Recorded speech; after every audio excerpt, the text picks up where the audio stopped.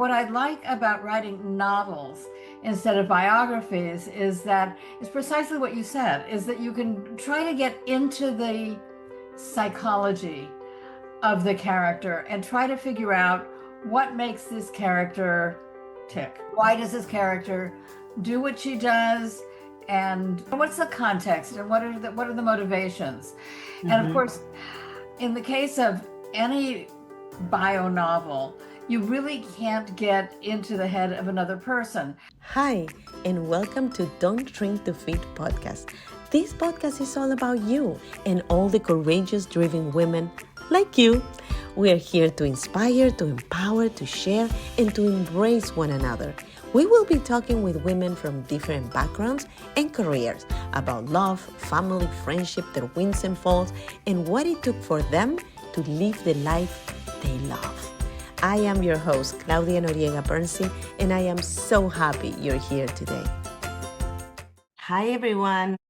I am very excited today because I have a guest that I usually don't have. I have experts, I have women that had an incredible life and they had a lot of adventures or challenges. But today I have a bestseller author. Barbara Mujica is an award-winning best-selling novelist, a professor emerita at Georgetown University, short story writer, essayist, a critic. Her work have been optioned as movie adapted for the stage, and she has been published in the New York Times, Miami Herald, and the Washington Post. Welcome. I'm so happy you're here. Thank you. Thank you. I'm happy to be here. I'm very excited about talking to you because I'm an author myself, and I don't write the kind of books that you write. I write mainly children's books, and I have wrote an empowering book for women called Brighter Days, but you write about women. And what is so fascinating about it, in my opinion, is that you dig deeper in the life of the woman. It's not just what women, other people see about that woman, like Frida Kahlo, for example. You go deeper. You try to find out the essence of that woman,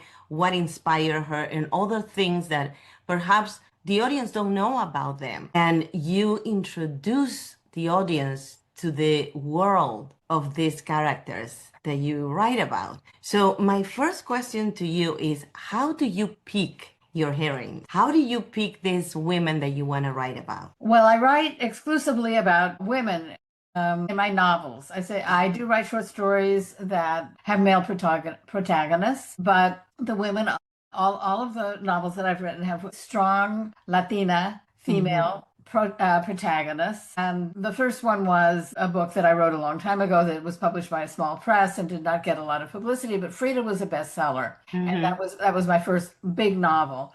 I had been teaching courses on Mexican culture and Mexican civilization. And of course, everybody talks about Diego Rivera, and I'm showing, slides of, well, in those days they were slides. Now nobody talks that way anymore. But anyhow, I was showing pictures of Diego Rivera's work. And around that time, I read Hayden Herrera's biography of Frida Kahlo. And I thought, this is a story. This is a novel. And I started reading about Frida, and she has diaries, and there's even a Frida Kahlo cookbook, and there's a lot of course, there's a lot written about her work. And so I started Frida. And what I like about writing novels instead of biographies is that it's precisely what you said, is that you can try to get into the psychology of the character and try to figure out what makes this character tick. Why does this character do what she does, and what's the context, and what are the motivations? And of course, in the case of any bio novel, you really can't get into the head of another person. And I don't want to play psychiatrist with Frida Kahlo, and I didn't want to play God with Frida Kahlo and say that I could read her mind. So what I did was invent a narrator, and that narrator is a real person, her sister, who she was an ideal narrator because Cristina was very close to Frida. She was almost her age. She was 11 months younger, and they were always together. And she didn't write anything, which left me freedom to invent her. Right. She was very close to Frida. She obviously um, loved her. It was, I mean, it's clear from things that were said about her that she really loved her sister. But at the same time, Frida could be a very aggravating. She was very demanding. She was very needy, Mm-hmm. and she kind of pushed the envelope, and she put Cristina in a very difficult situation. She suggested her as a model for Diego Rivera, and of course Diego Rivera slept with any female The cross being. his I mean, path. cats, dogs. I mean, anything that was anatomically a woman. So she wound up having an affair. And in Frida's experience, Diego had always had affairs. She knew that he had affairs. Mm-hmm. And she accepted it, and she got around it always by making friends with the women with whom he had affairs. And Mm-hmm. so that it kind of wound up two against one. It was a very clever strategy. But in the case of Cristina, it was different because it was her own sister. Right. And she felt betrayed. I was gonna say that. Yeah. That had to be the first thing. Like, okay, he can have anybody. What are you gonna Yeah, have with? yeah, he can have anybody, but yeah, but not my sister.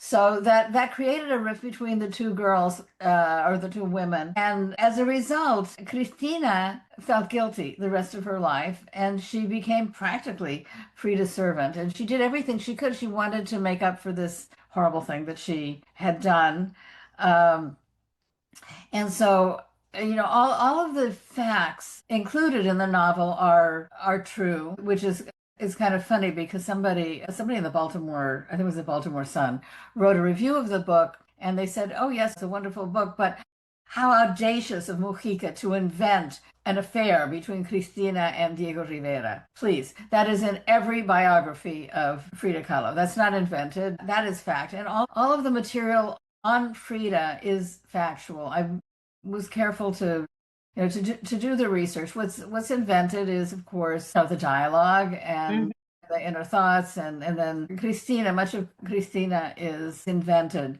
but the reason that a narrator is important, and I've used this technique in more than one book, Yeah. is that precisely because the author can't really know what's going on in Right. the head of the character. The narrator introduces an element of subjectivity. So Right. Christina can say things like, "This is exactly what Frida said," or "That's what I think she said. That's what I remember her saying. I mean, or I may be wrong, but that's what I think she said." And so she goes back and she corrects herself, or sometimes she contradicts herself. And that way, I think that the reader becomes aware that some of the personal thoughts are interpreted, not It's like a perception of observed. what Yeah, she felt. You also did that in Miss Del Rio because you used exactly. the hairdresser. And to Right. tell the audience a little bit, so Dolores Del Rio was a very famous actress. She lives in Hollywood for like 16 years. Then she went back to Mexico. She did amazing things that, of course, I want you to share with us. But this book that you wrote, Miss Del Rio, is narrated by supposedly the hairdresser, correct? Right, right. So the one of the big differences is that Cristina was a real character. Mara, who's the narrator of Mr. Rio, is not. She's a fictional character. She's entirely fictional. And she serves a different person. It's a different kind of narrator.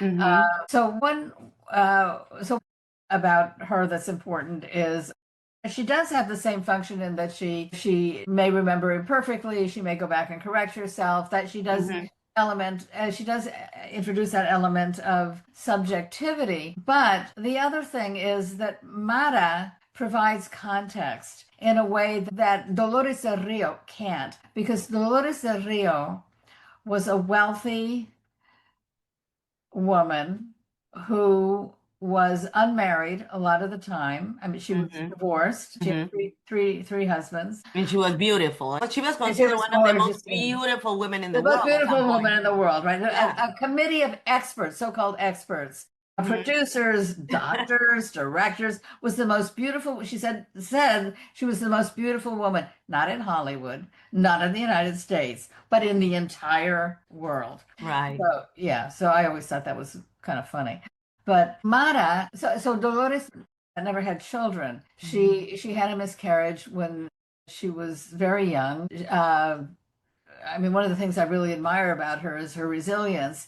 I mean, that for a Mexican woman and the kids not being able to have children, she said she had a miscarriage. The doctor said she could never have children, and that could have been absolutely devastating. But she went on and she took up interpretive dance, and she was discovered by Edwin Carraway and brought to Hollywood. Okay, so she didn't have children, and so a lot of the things that regular folks were going through Mhm. she did not go through. Right. So there were things. First of all, the depression. People were suffering in the United States. People like Dolores del Rio were not suffering. She was very wealthy. She had property. She didn't invest in the stock market. This did not affect her at all. But in order to give the book context, in order for the reader to understand what is happening Right. outside of Dolores del Rio, I felt like I needed another character who was going through these things. So Mara has four little girls. She's married. Her husband loses his job, and Mara goes back to work as in a beauty shop. She's what they called in those days a beauty operator. Today they call Mhm. them stylists, but Mhm. uh, my mom was one, so I know for sure what they were called. Yeah. They they were called beauty operators. So that happened, and then the polio epidemic started. Lola, as they called Dolores, Lola, not having children, she was not affected by that. But Mara, of course, with four little girls, she and her husband Gabe were terrified that that something would happen with the children. So this is all worked into the story, and then the war starts. Mhm. So this affects Lola in that 30s foreign actors had trouble getting roles. And she was deemed a box office poison, Mhm. as was her cousin Ramon Novarro, Marlene Dietrich. I mean, all these people were, especially. Why Marlene Dietrich? Because I was going to ask you, was she going through that because she was Latin? Because Marlene Dietrich was No, not. it was So, for okay. So first of all, it was foreigners. Foreigners okay. couldn't get jobs, and Marlene Dietrich was German, Yeah, and right. I mean, what was the big threat? The Nazis. Mhm. So Right. yeah, so the Nazis were a threat. Stalinism was a threat, Mhm. and so communism was a big threat. I think it's easy for us, from our perspective, to say, well, what's the big deal? So we were hypersensitive, very prejudiced. But if you read what Stalin did, 20 million people died under Stalin. I mean, the estimates go even higher than that. And we know what the Nazis did. Mhm. People were mortified. They were terrified. Right. And so foreigners represented to them a threat, but especially Mexicans, because Okay. the Mexican Revolution was very left-leaning. And if you look at Mhm. the murals of Diego Rivera, you'll see they're full of Yeah. they're full of hammers and sickles and red flags and banners and all kinds of communist paraphernalia. And so, But Dolores was friend with them too, right? Because in the book of Frida, you mentioned Dolores a little bit. yeah, yeah, right. And right. Dolores was a secondary character, maybe Hmm. even less than that. She was a cameo character in Hmm. in Frida, but of course, Frida is an important character in Miss Del Rio. Okay. And they were in fact friends, and so anybody who was Mexican, and especially anybody who was friends with Diego Rivera and Frida Kahlo, I mean, those people were suspect. And so she couldn't get jobs at that time. She was married to Cedric Gibbon, who was an up and coming art designer. He was a set designer. He designed the Oscar. He was winning Oscars. He was very, very successful, and she couldn't Hmm. get jobs, and she was depressed. She had an affair with Orson Welles, and Orson Welles was a terrible person. Really? Brilliant director, but drug addict and a violent person. Anyhow, Wow. she went back to Mexico, and it was thanks to Frida who put her in contact with Emilio Fernandez, who was the up and coming director there, and Right. and he was doing a new kind of movie. And that was the kind of thing that she wanted. So in Hollywood, Dolores del Rio was enormously successful. She was enormously successful because she was beautiful and also because she was a good actress. She was Right. she was a very good comic actress, but the movies that she made were trivial. They were silly. I mean, I've seen them.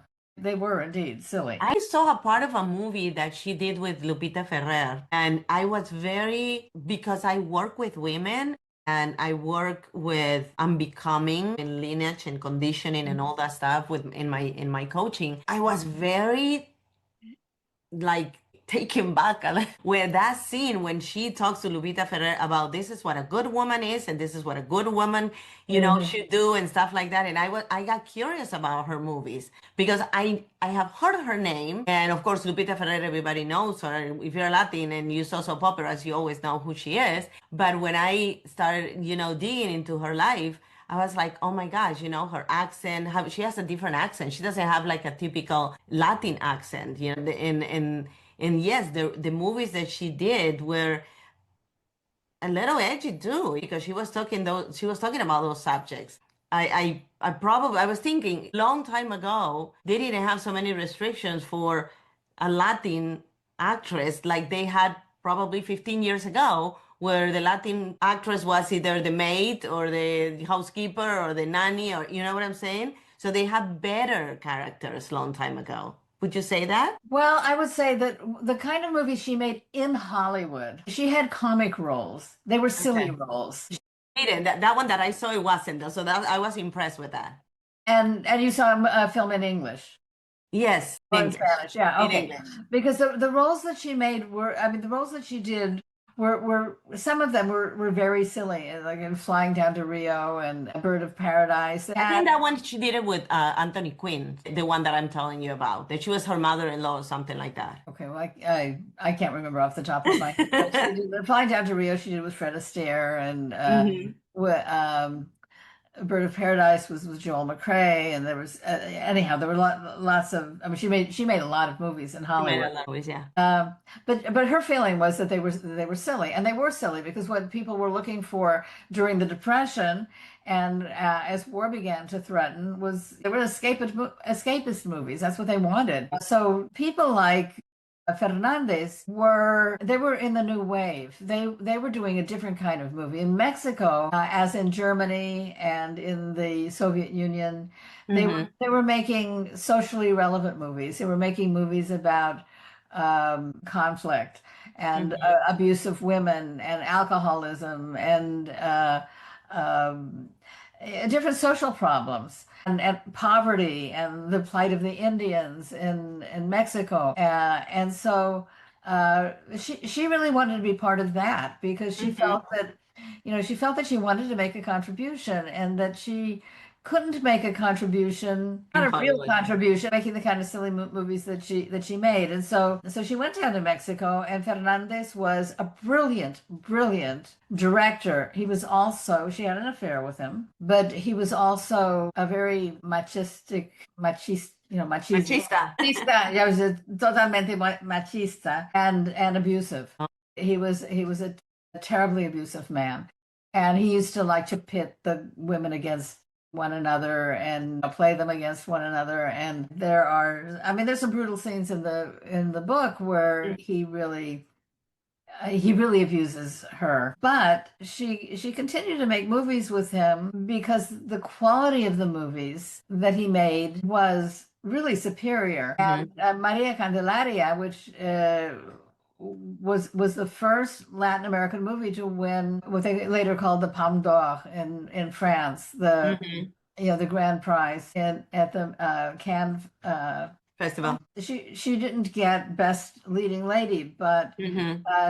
Gabriel Figueroa got the Best Cinematographer. Fernandez got Best Director. I mean, it really put Mexican film on the map, and that was really the high point of Mexican cinema, what they call the golden age of Mexican cinema.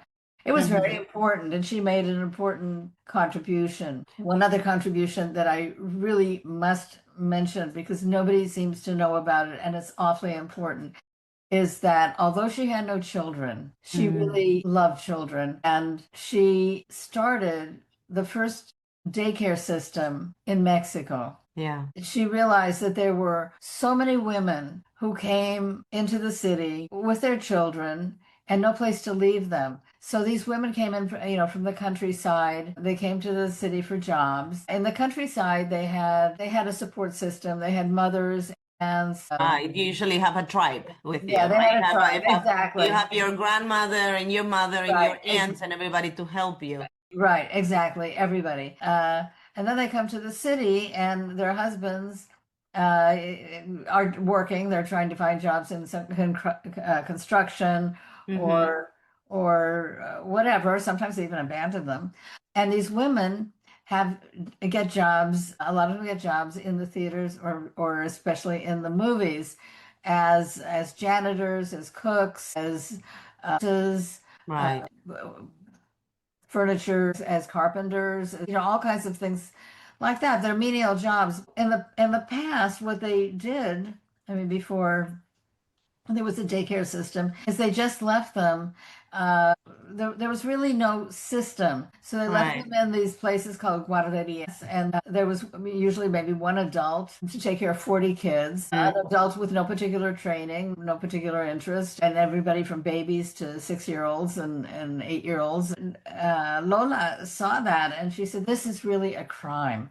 And she took it very seriously. She started reading Maria Montessori and she read Jean Mm-hmm. Piaget and about early childhood education. And she, with Maria Felix, they raised the money and they started this daycare system. It wasn't just one daycare place, it was eventually a whole system. And they got real teachers, trained teachers to Mm-hmm. take care of these children and to teach them so that they weren't just, and she said, nobody will call this a guardería porque aquí no guardamos a nadie. We don't just keep people, don't keep kids. This is not a holding pen for Right. children. But This is, actually, if I think about daycare, it's like a guarderia. What she was is like a pre-K is what she did because she was yeah, teaching right, kids like the ABC and to learn in the way Montessori teaches, which I right, exactly. love. Yeah, yeah, So it was kind of like in between. Like she created something that Mexico wasn't used to it. Before it was just, I'm going to drop my kid in this place. There's going to be one adult, whatever amount of kids, and they're going to be watched for a certain amount of hours until I get right. out of work. And now there is a place where you still can drop your kid, but they're going to come home with something. They're going to Yeah, learn something. but even babies, I mean, they took them because they leave them from, take them from 6 months Mm-hmm. old, but they Mm-hmm. would take care of them. They wouldn't just Right.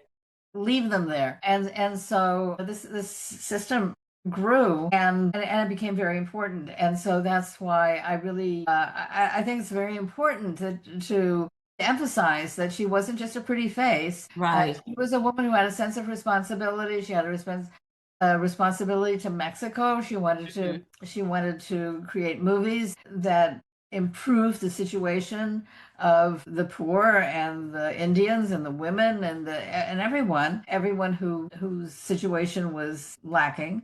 Mm-hmm. And especially children, and she did it in a very concrete way. And Maria Felix organized the film workers in order to do fundraisers, and they got together the money, and they did this. So I think it was really an amazing thing. And that in those days, nobody had daycare centers the way we have them Right. And today. and also in those days, it was kind of unheard for a woman to start a business like that and to have like a chain, like what it would be right now, a franchise, many daycares and stuff like that. That was ahead of her time. But Yeah. another thing that you talk in the book also is the friendship between them, right? The hairdresser and her. Like there is a friendship between the two women. Tell us a little more about that. Well, the idea was that Lola told Mara everything, and I wanted to show, first of all, the importance of friendship between women. This for me has always been a theme. I mean, I think that in my own life, the people who have helped me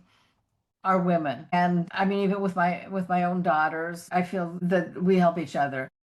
Sisterhood. There is a sisterhood, and so I wanted to show a woman of a completely different class because Mara is the daughter. Well, we don't know who she's the daughter of. She's an orphan, but she's raised by a woman who says she's her aunt and then turns out to be her aunt, who's a maid, but she's a very good seamstress.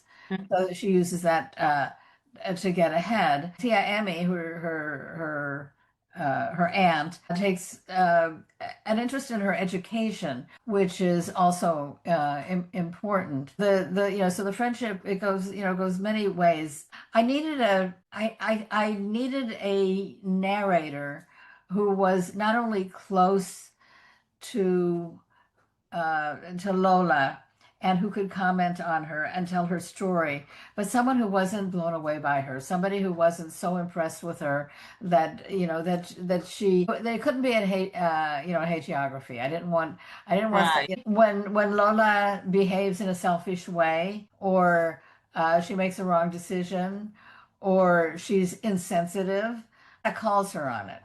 And Mara's husband, Gabriel, is actually, he's absolutely disgusted by the movie business. He's not impressed with these people at all. So I was raised in California and actually in Hollywood. I have to say, it's easy not to be impressed with some of these people. But I love what you're saying because Mara saw a human in Lola. Yeah. Didn't see the entertainer, the actress, the beauty, the famous. She saw this human that was Yeah, living life for the first time. And she right. gave her grace when she didn't do the right thing. She gave her grace. She supported her. And it didn't matter if one was rich and the other one was poor, or if the other one was working for the other one. It was the sisterhood that was in between those two women that support each other. That's really what I wanted to show, that there was this sense of mutual help, sisterhood. That's the The best word sisterhood. for it. Yeah. Right. So, what do you want people to take out of that book after they read it? Well, I would like people to see Lola. First of all, I want them to know Lola. People have forgotten her. This is a generation of actresses that has been largely forgotten. When I mention Lola, often people, especially young people, they don't know who she is. And I have to say, my own students, they don't know. When I mention the Vietnam War, they don't know what that is. So they don't have any idea of the history of cinema, and that I can understand. There is a whole generation that was born in 2020 and in the year 2000, and they don't care about before that. It's like my life started in this day, Yeah, not only my life started, the world started. the world started in this day. Exactly. But I mean, they're not all like that, certainly. I wanted to make her known. I wanted people to realize what she went through. I mean, this is a woman who, first of all, as I said, she lost a baby, was not able to have children, and then she comes to a foreign country Mm-hmm. where she has to learn a new language, which she does. She takes it very seriously. I mean, she knows that even though movies are silent when she gets here, and she doesn't Mm-hmm. have to speak English on the screen, but she knows that in order to get along in the United States, she needs to master English, and she Mm-hmm. works hard to do it. She doesn't take it for granted. She works at it, and then she's successful. But then in 1927, the talkies begin, and that's another challenge that she has to meet. And a lot of actors, even if they're American born and speak English unaccented, they don't have a good speaking voice. They aren't what the public wants, The character. and they lose their careers. For foreigners, it's very hard, but even for a lot of American actors, the transition to talkies is very difficult. But Lola is very clever. She plays foreigners where her accent is actually an advantage. She Mm-hmm. always plays foreigners. So she plays maybe a French woman or a Russian or a Brazilian. And the fact that she has an accent doesn't matter. The American audience at this point is not very discriminating, not very knowledgeable. So the difference between a Russian accent and a Brazilian accent, they don't get, they're not picking up on that. And Right. so she manages to do that. Also, she has a nice singing voice. I saw a video of her singing, and she has a beautiful voice. She has a beautiful voice. So one of the really clever things that she did was there was a test, a radio test, where a lot of different actors spoke to the public. so that the public could hear their voices for the first time in 1927. And some of the actors really botched it. Charlie Chaplin stuttered, and he made a mess of it. After that, he never wanted to make talkies, although eventually he did. But he made Mhm. silence much longer than anyone else. But she sang Ramona from the Yeah. movie Ramona, which Hmm. is lovely, lovely. And she sang it, and she has a heavy accent when she sings it, much heavier than her speaking accent. But it was such a success. Not only was the test a success, but the record, because those days there were records, right, became a bestseller, not only in the States, but outside of the States. It was a total coup on her part, and it was a stroke of genius that she did that. So no, she was a clever woman. She met each challenge with a lot of grace and dignity, and Yeah, I think that your book, I haven't read it. I saw part of it. I mean, I read part of it that I got before the interview, and I researched about her. And I think it's so interesting how you have created this story that give us the opportunity to have a peek in the life of somebody that wasn't just a pretty face. It was a lot more than that. I love that I have the opportunity to have you here. We can talk about this and share with the audience. Had Frida, then you have the second one, something better. Sister Teresa. Yeah, the Sister Teresa, right? But no, you have another one. I Am Venus. I Am Venus, that which is the story based on another one, another woman. What's her name? Okay, so the I Am Venus is based on the painter. It's a male painter, Velázquez. Okay, But the main character is actually Venus, right. his model. Venus was the first. If you see the Rugby Venus by Mm-hmm. Velázquez in the 17th century, the Inquisition forbade the painting of female nudes in Spain. Mm-hmm. Right. Not in Italy, everybody was naked, but they were known for their nudes, especially their male nudes. Think of David. Michelangelo, Yeah. Leonardo. Yeah, they were beautiful bodies. But Spain, the Inquisition had a different attitude. So Velázquez painted this woman, Venus. If you painted a woman and or a nude and named it after a god, Right. you could get away with it because gods didn't wear clothes, and everybody knew that. Right. So anyhow, the mystery of the book, and it's kind of a mystery, is Mm-hmm. who was the model. The truth is, we don't know for sure who the model was. There are a lot of Okay. different theories. There are theories that she was painted, that this painting was made in Italy. Mm-hmm. And there are other theories that it was painted in Spain. Anyhow, but I built the novel the around this mystery. Venus is the narrator, and she tells her own story, and she tells Velázquez's story. Uh, but it's a novel that goes very much into 17th century history and Mm-hmm. the 30 Years War and the situation with the Inquisition. But war is very big part in your books too, right? To War, write about yes. war, yes. Yeah, I write a lot about war because I really hate war and because I'm very frightened of war and because I grew up hearing about war. Mm. And so Frida's and story and Lola's story both begin with the Mexican Revolution, which was of course, all wars are brutal. This was a really, really brutal war. And in both cases, it's the catalyst that starts the story. So in Miss Del Rio, Lola and her mother escape from Durango, where Okay. they live, where they have property, where they're wealthy, and they escape to Mexico City. And so the story begins with that escape, which is very harrowing. Lola's a little girl at that time. She Mm-hmm. hides in a laundry basket, and her mother sneaks her out of the house, and they go to Mexico City, where Madero, who becomes the first president of Mexico after Diaz, is actually Lola's mother's cousin.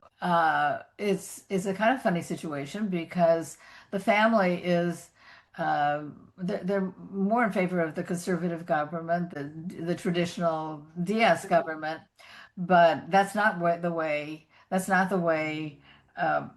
Mexico is going. It's going in the direction of revolution and change. And so she changes. They learn how to. They call her the cat because she has nine lives and she can be she can be different every time. And she lands on her feet. And she lands on her feet, and she always lands on her feet. Exactly. And so she survives that way. At first, they live with Madero, and then they get an apartment. And then Lola, and everybody else is losing their property, but Lola's father is a banker, and he takes holdings and business in Texas. Mm-hmm.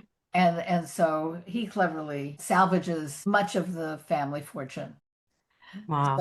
So she's able to go to school, and it's okay. It's not okay. War is never okay. No, it's not okay. Are you planning to write another book about another woman? And if so, like Frida and Dolores, Lola, are both Mexicans, they're trailblazers, they have a voice, they're courageous women. Is that the typical characteristics of your female characters, or the next one is going to be a little different? Okay, so I am working on another novel now, also about a Mexican woman who is also a trailblazer. I don't want to say too much about it, right? Because I'm a little superstitious. That's fine. So I won't tell you too much about it. But this woman was also went to Hollywood. But the story is very different because this woman was severely mentally ill. So one of the themes of this novel is the effects of war on children. And so my theory and the theory of other people, but my own particular take on this is that having experienced extreme violence during the Mexican Revolution and witnessed as her own father atrocities in front of her really influenced her. Creates a trauma. It created a trauma, and she, from which I think she never completely recovered, even though she became a comic actress. But even so, I think she was always deeply affected by that. So that's what I'm working on now. Well, I thank you so much for being here, for sharing your talent, for introduce us to your character, and to get us curious to go and buy those books. I'm going to have all the links of where to get the book, how to get in touch with you for more interviews. I have many other podcast hosts that listen to my show as well, and they always call me and ask me, you interview this person, I want to get in touch with her. So get curious. If you want to learn more about the book, about Barbara, about everything else, subscribe to my newsletter. I have all the information in the newsletter. Usually it's once a week. I talk about the episode. I'm going to have the link to get the book. Yes, because I want everybody to read it. I want to read it too. Are your books available in audiobooks as well, or just in Yes, no, they are audio and Kindle. Yeah. Mr. Rio is in it's in every format, and Frida is also in audio in Spanish. I love that. I cheat a little bit because I buy both. So I love to read the book, but when I'm too hooked, I put it in the car when I'm driving. So then I listen, and then I go back to my book. So I love that they're in all the formats. I'm definitely gonna get it, and I'm gonna read it because I'm super interesting about and all the books are in Spanish too. So yeah. Except Miss Del Rio, that one, so that's a new book, so it hasn't been published in Spanish yet, but Frida's in Spanish, and I Am Venus is in Spanish, Yo Soy Venus, and also Hermana Teresa. Okay, perfect. So thank you so much, Dr. Barbara Mujica. Thank you so much for being here. I appreciate you being here, and I am thrilled that we have the opportunity to read your books and to learn more about these characters. Thank you. Thank you all for listening to the Don't Shrink to Fit podcast. If you like this episode, please write a juicy comment below and subscribe to my podcast. Remember, we can only fly if we embrace each other. Until next week, be happy, be safe, and be kind to yourself.